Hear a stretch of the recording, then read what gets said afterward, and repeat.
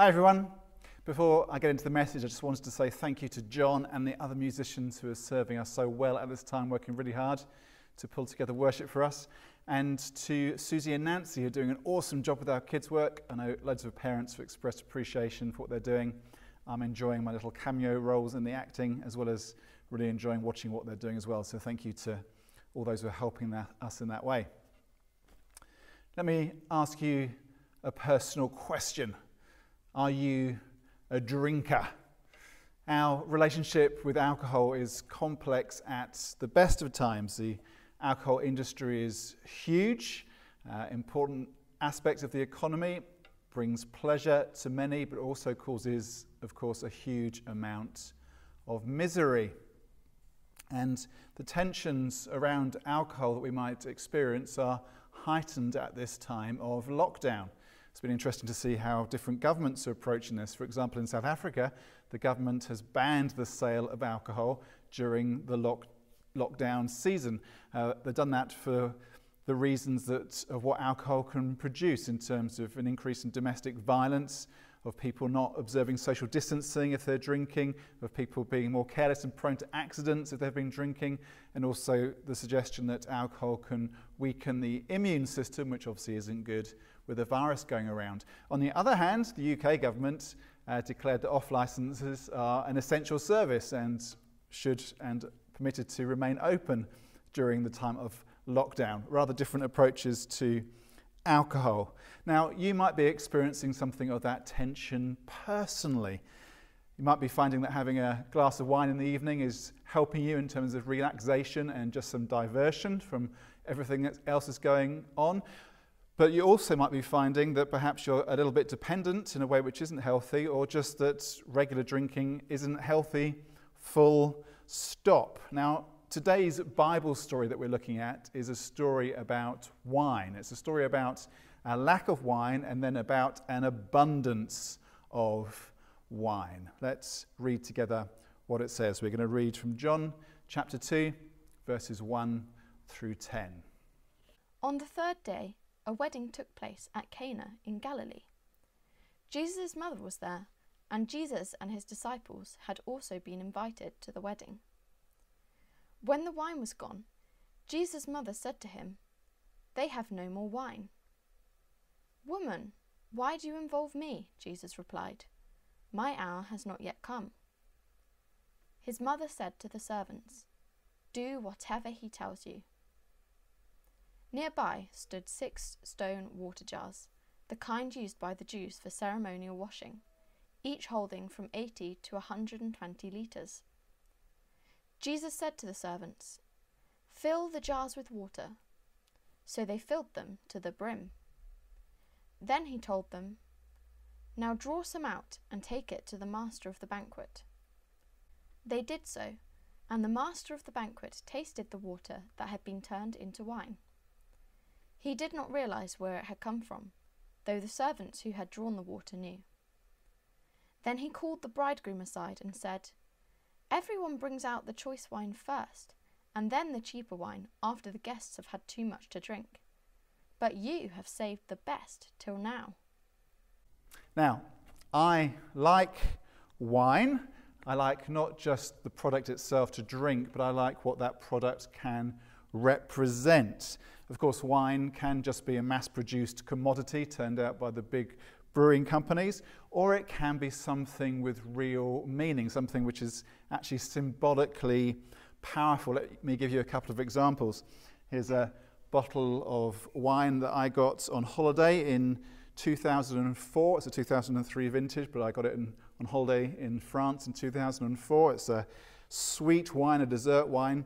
I bought it back then, and I plan to save it until this year, 2020. It's my 50th birthday next month, and I think I might open it for my 50th birthday. And not only am I looking forward to the taste of this wine, but it's also what this wine represents in terms of holidays in France, time spent with friends, remembering when my kids were small back in 2004 when they were very small, all those kind of things. So the wine is actually not just about the drink, actually it's about what this represents in terms of all the surroundings of it. Here's a Another, I don't have a huge cellar, I just have a few bottles. Here's another significant bottle to me. This one is from Eagle's Nest in Constantia in South Africa.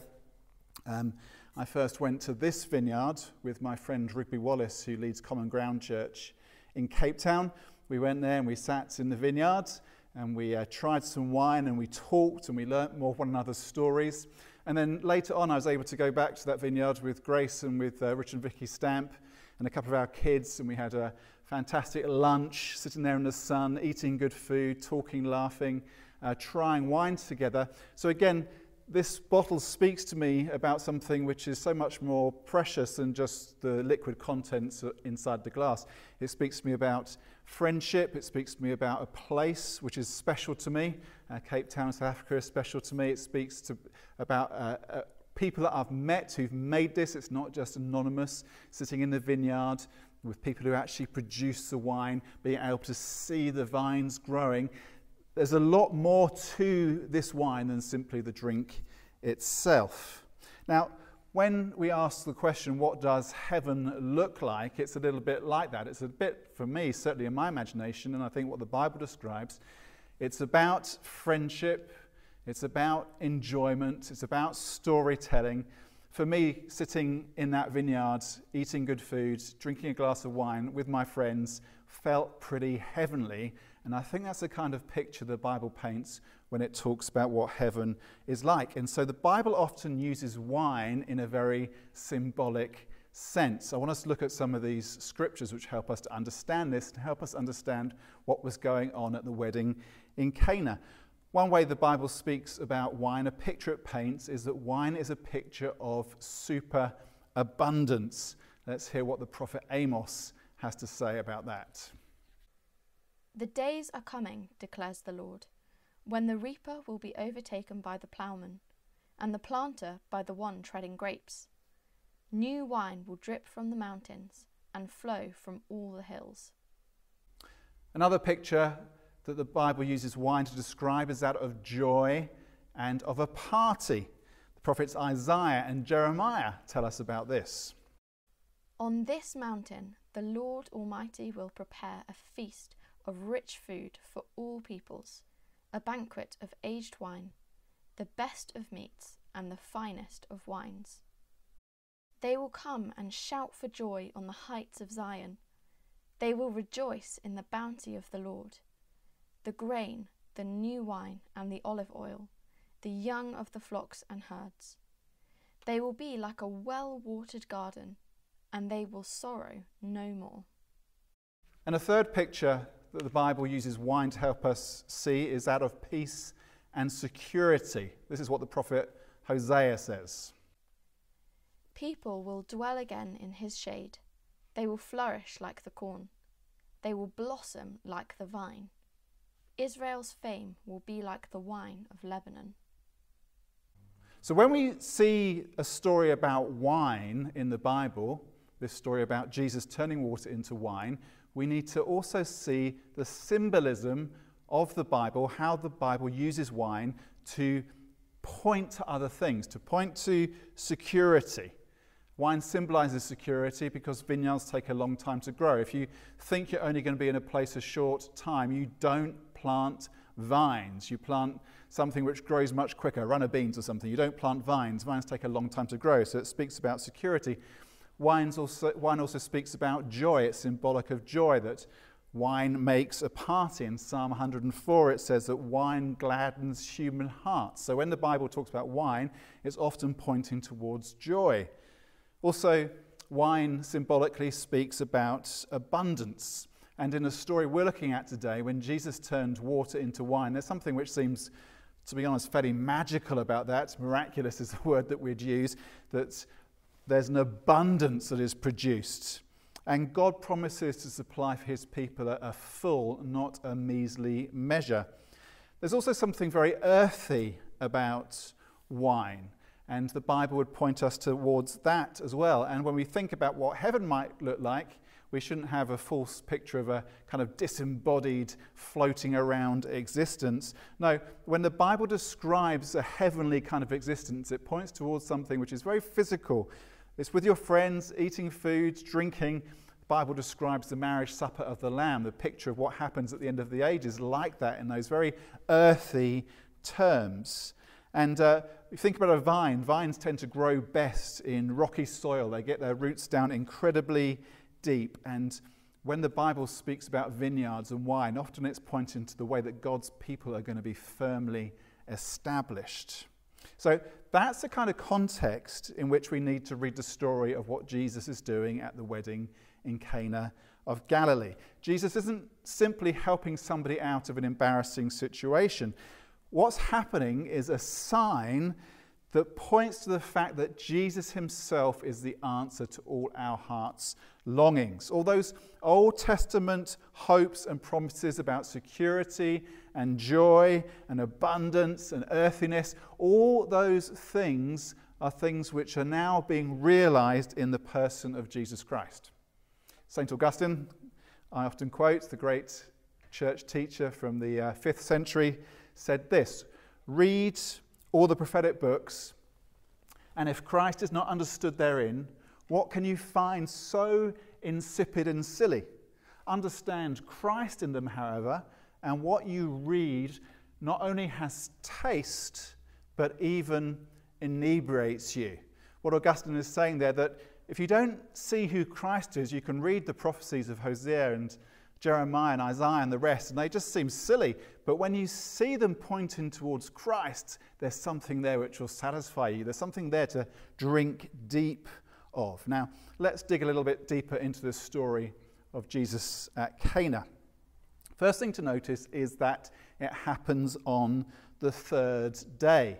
In John's Gospel, the first 2 days are spent with Jesus calling his disciples, and then on the third day, Jesus and his disciples go to a wedding.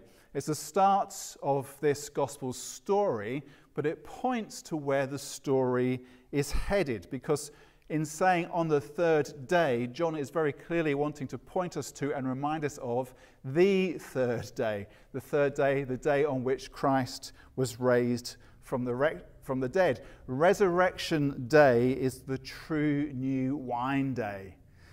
It's the day when insecurity and sorrow and loss are swept away. Resurrection Day is wedding day, it's party day. It's the day which makes it possible for us to be married to God. We need to see that. We also need to see how this story has really very practical application for us. On one hand, what the story describes is a small domestic incident. They're running out of wine at a wedding. And there, of course, as we know, in that culture would have been potential for a real lasting embarrassment for this couple. They would have perhaps been known for this social embarrassment for the rest of their lives. They would have been known, perhaps jokingly, behind their backs as Mr. and Mrs. Unprepared, Mr. and Mrs. Falls Short, Mr. and Mrs. Underdelivered. There would have been that kind of social embarrassment and shame for them in the wine running out at their wedding. And the story tells us that to preempt such embarrassment, Mary, the mother of Jesus, comes to the rescue. She knows that Jesus can fix the problem. In a crisis, what do you do? What Mary says we should do is do whatever he tells you. Do whatever he tells you. Sometimes doing what Jesus tells us isn't that difficult. On this occasion, Jesus said that they should fill up some jars with water. That's not too difficult. It was a job that servants were there for. And sometimes the things that Jesus asks us to do are not too difficult. But sometimes the things that Jesus asks us to do can, to be honest, be pretty agonizing. There can be a real denying of our own desires, wishes, in order to follow the command of Jesus, in order to be obedient to him. Sometimes it can be costly to follow Christ.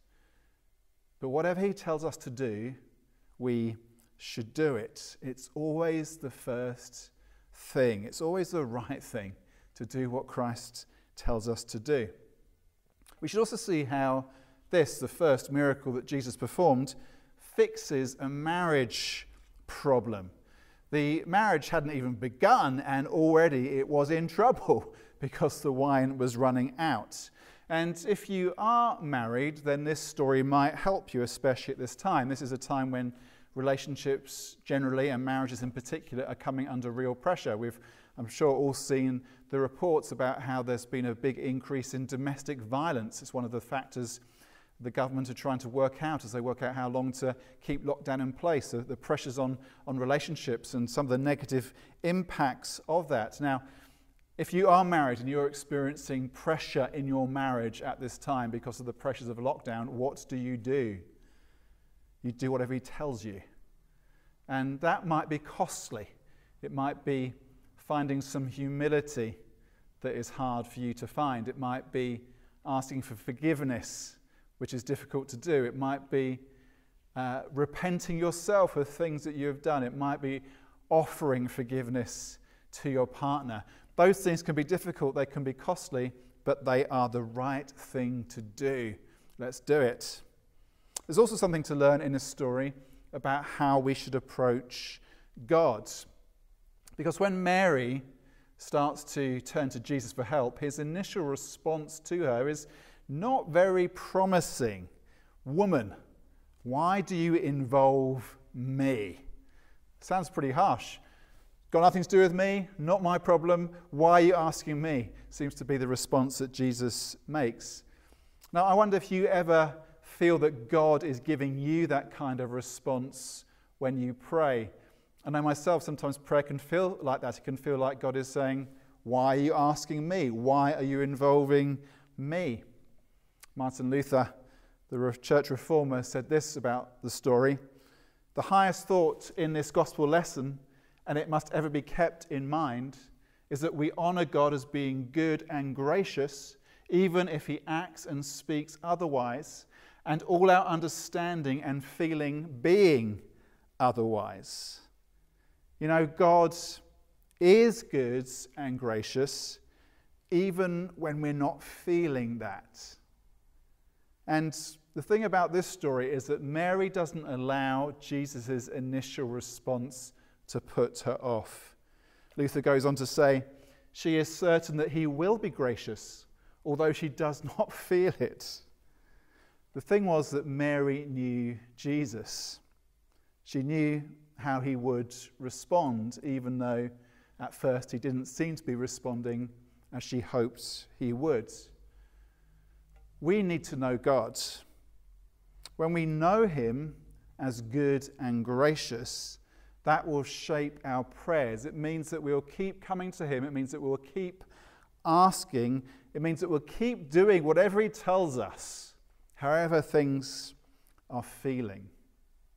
Now, let's get back to the wine.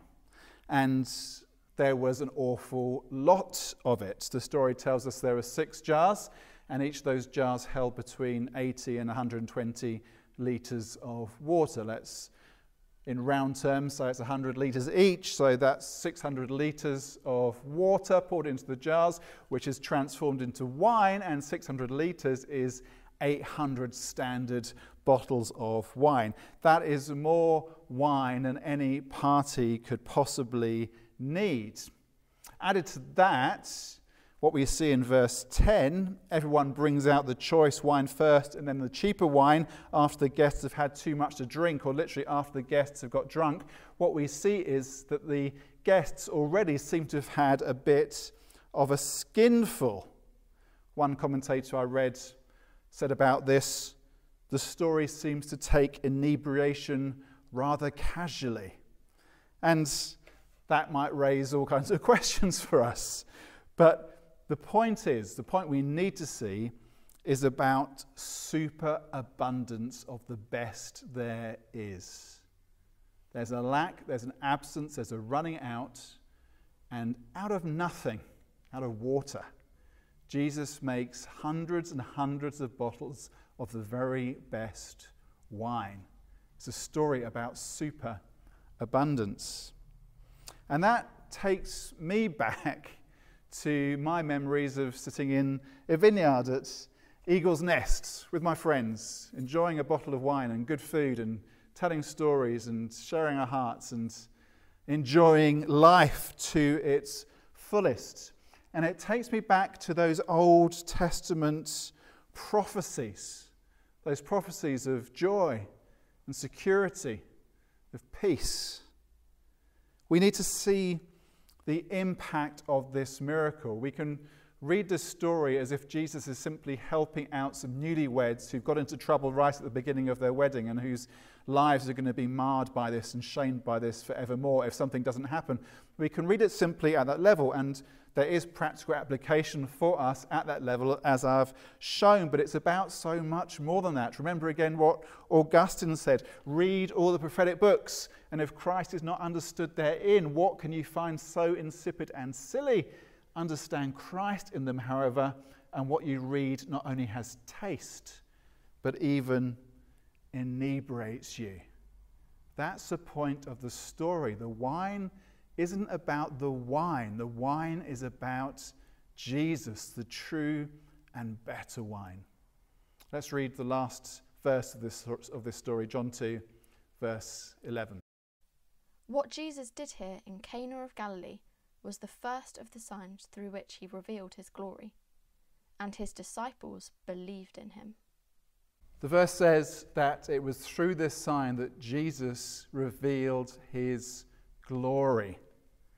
It was a sign pointing to the fact that he was fulfilling all those Old Testament promises and prophecies.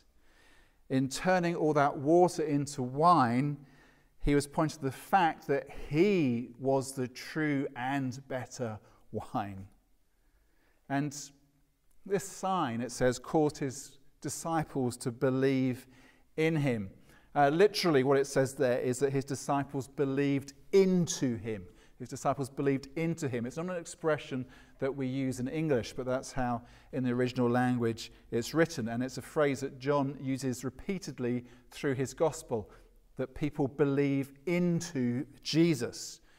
We might perhaps in our language speak more in terms of they entrusted themselves to him. They believed into him. They entrusted themselves to him. This is a question for us today. Will we entrust ourselves to Jesus? Will we believe the promises that were about him and which he claims to have fulfilled?